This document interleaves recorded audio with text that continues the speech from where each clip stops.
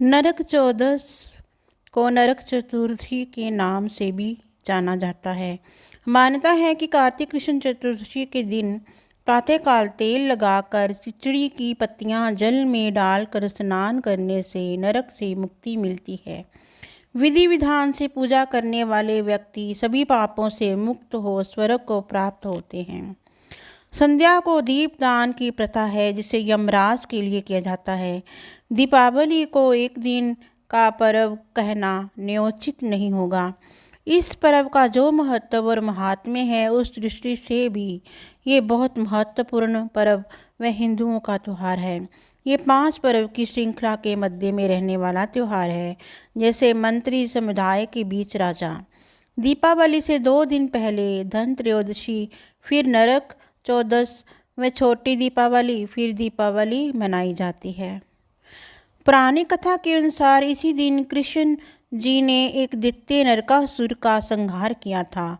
सूर्योदय से पूर्व उठकर स्नान आदि से निपटकर यमराज का तर्पण करके 3 अंजलि जल अर्पित करने का विधान है। संध्या के समय दीपक जरूर जलाना चाहिए। इस त्यौहार को मनाने का मुख्य उद्देश्य घर में उजाला और घर के हर कोने को प्रकाशित करना है। कहा जाता है कि दीपावली के दिन भगवान श्री रामचंद्र जी 14 वर्ष का वनवास पूरा कर अयोध्या आए थे। तब अयोध्या वासियों ने अपने हर्ष के दिए जलाकर उत्सव मनाया व भगवान श्री रामचंद्र, माता जानकी व लक्ष्मण जी का स्वागत किया था। इसे छोटी दीपावली भी कहा जाता है क्योंकि दीपावली से एक दिन पहले रात के समय इसी प्रकार दिए की जगमगाहट से रात की तिमिर को प्रकाश पुंज से दूर भगा दिया जाता है। जैसे दीपावली की रात को इस रात दिए जलाने की प्रथा के संदर्भ में कई पौराणिक कथाएं और लोक मान्यताएं हैं। आज के दिन ही भगवान श्री कृष्ण ने अत्याचारी और दुराचारी नरकासुर का वध किया था और 16,100 कन्याओं को नरकासुर के बंदी गृह से मुक्त कराया था। एक अन्य कथा के अनुसार रंतिदेव नामक एक पुण्य आत्मा और धर्मात्मा राजा थे। उन्होंने अनजाने में भी कोई पाप नहीं किया था, पर जब मृत्यु का समय आया तो उनके सामने यमदूत आ खड़े हुए। यमदूत के सामने देख राजा अचंभित हुए और बोले, मैंने तो कभी कोई पाप कर्म नहीं किया, फिर आप लोग मुझे लेने क्यों आए हो? क्योंकि आपने यहाँ आने का अर्थ है कि मुझे नरक जाना होगा।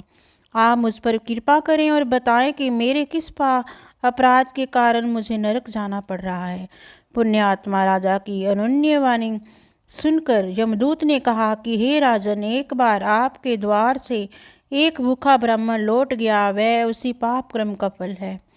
दूतों की इस प्रकार कहने पर राजा ने यमदूतों से कहा कि मैं आपसे विनती करता हूँ कि मुझे वर्ष का और समय दे दें। यमदूतों ने राजा को 1 वर्ष का समय दे दिया।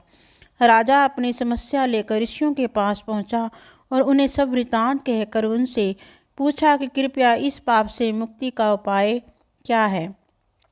ऋषि बोले, हे राजन, आप कार्तिक मास की कृष्ण पक्ष की चतुर्थी का व्रत करें और ब्राह्मणों को भोजन करवाकर उनसे उनके प्रति हुए अपने अपराधों के लिए क्षमा याचना करें। राजा ने वैसा ही किया जैसा ऋषियों ने उन्हें बताया। इस प्रकार राजा पाप मुक्त हुए और उन्हें विष्णु लोक स्थान प्राप्त हुआ। उस दिन से पाप और नरक से मुक्ति हेतु भूलोक में कार्तिक चतुर्दशी के दिन का व्रत प्रचलित है। इस दिन सूर्योदय के पूर्व उठकर तेल लगाकर पानी में चिरचिरी के पत्ते डालकर उसे स्नान करने का महत्व है। स्नान के बाद विष्णु मंदिर और कृष्ण मंदिर में भगवान का दर्शन करना अत्यंत पुण्यदायक कहा गया है। इससे पाप कट जाते हैं और रूप सौंदर्य की प्राप्ति होती है।